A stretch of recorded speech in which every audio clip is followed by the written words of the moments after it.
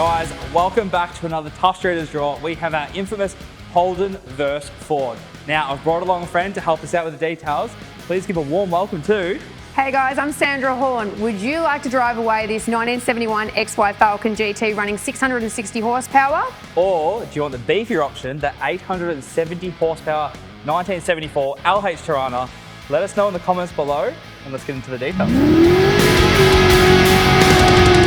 The XY is a 351 Cleveland. It's stroked to a 408, running a C10 with a 5200 TCE converter. Or we have the beefy LH Torana with a dart block 422 cubic inch Chev, an MDT Glide rated to 1200 horsepower, the 5800 Dominator converter, a full fabbed 9-inch with strange 35 spline axles with a full spool.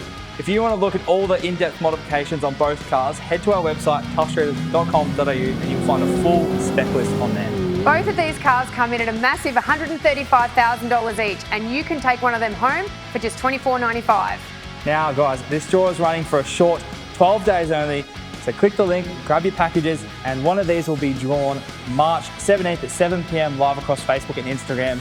So good luck Australia, hopefully we'll be calling you soon with some good news.